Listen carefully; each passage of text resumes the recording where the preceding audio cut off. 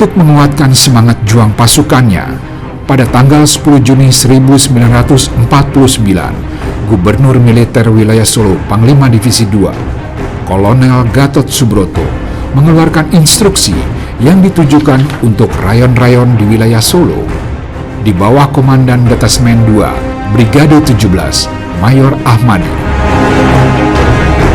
Dalam instruksinya, Kolonel Gatot Subroto menyatakan bahwa sejak dikeluarkannya instruksi ini, anggota Angkatan Perang dan pegawai pemerintahan sipil harus terus berjuang selama belum ada perintah gencatan senjata dari Gubernur Militer Wilayah Solo. 3 Agustus 1949, Jenderal Sudirman mengumumkan perintah gencatan senjata untuk semua Angkatan Perang Republik Indonesia di wilayah Jawa dan Sumatera.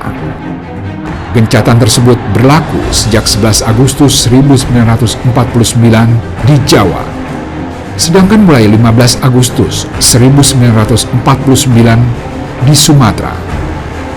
Di hari yang sama, pasukan Belanda di bawah pimpinan Letnan Jenderal Cornelis van Vreden yang bertugas menjaga perbatasan di Desa Balong, Kecamatan Jenawi, Karanganyar, lereng Gunung Lawu, diperintahkan untuk menghancurkan markas gerilyawan di bawah pimpinan Kolonel Gatot Subroto yang sekaligus menjadi tempat pemancar radio RRI. Sebelum pasukan Belanda melakukan serangan di markas gerilyawan, pemancar radio dan peralatan siaran lainnya sudah terlebih dahulu disembunyikan di kandang kambing. Tindakan para pejuang saat itu rupanya berhasil mengelabui pasukan Belanda yang dibuat bingung mencari dari mana pemancar sinyal radio itu berasal. Pasukan Belanda marah karena hanya mendapati markas kosong. Untuk melampiaskan kekesalannya, mereka pun menggunakan 2 pesawat Mustang menembaki desa-desa di sekitar lereng Gunung Lawu. Karena hancurnya markas Panglima Divisi II oleh pasukan Belanda, rupanya menyulut amarah Mayor Ahmadi, sehingga timbul rencana untuk membalas dendam terhadap Belanda.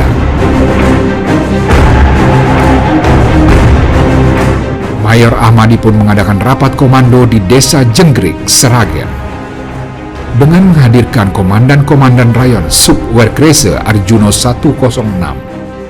Dalam rapat tersebut, Mayor Ahmadi mengeluarkan perintah siasat untuk melakukan serangan besar-besaran pada tanggal 7 Agustus 1949. Di sela-sela rapat komando, Mayor Ahmadi memerintahkan anak buahnya, Komandan Rayon 1, untuk melaporkan maksud dan rencananya kepada Letkol Slamet Riyadi.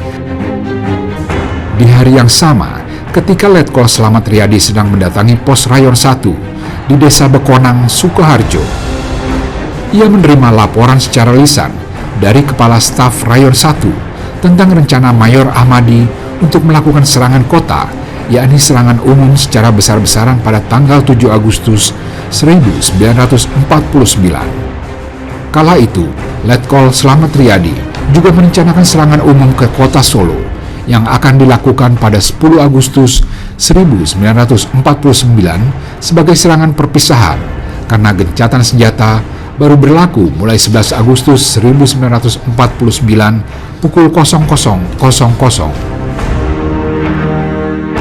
Untuk menyusun strategi serangan umum, para pejuang yang terdiri dari TNI, tentara pelajar, masyarakat gerilyawan, dan pejuang laskar berkumpul di Desa Wonosodo, Sragen. Rencananya serangan dilakukan dari 5 penjuru kota Solo.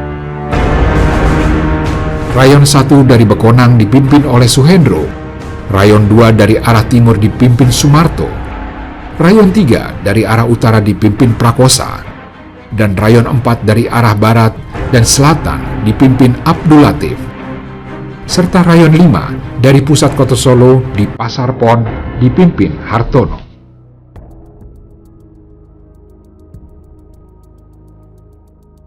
Pada hari pertama, serangan dimulai sejak pukul 06.00 pagi.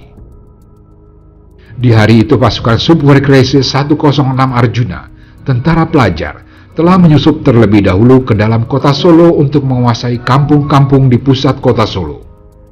Saat waktu yang ditetapkan telah tiba, pasukan TNI yang sudah berada di pusat kota menyerang dari semua penjuru, memaksa tentara Belanda untuk berkonsentrasi di markas-markas mereka masing-masing. Sekitar pukul 3 sore, Belanda melakukan serangan balasan dengan menggunakan pesawat pengebom. Serangan itu meliputi markas komando KL 402 Jebres, sebuah pos di Juruk, Jagalan, kompleks BPM Balapan, serta markas artileri Medan di Banjarsari.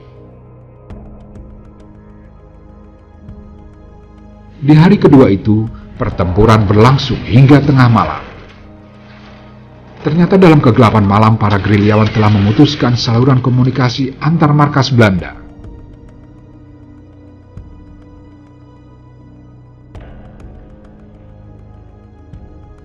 Tentara Republik pun membantu serangan dengan memasang berbagai rintangan di jalan-jalan di sekitar daerah Pasar Kembang. Namun karena Belanda mencium rencana itu, kemudian Belanda menawan orang-orang yang berada di sekitarnya, mulai dari anak-anak hingga orang dewasa, pria, dan wanita.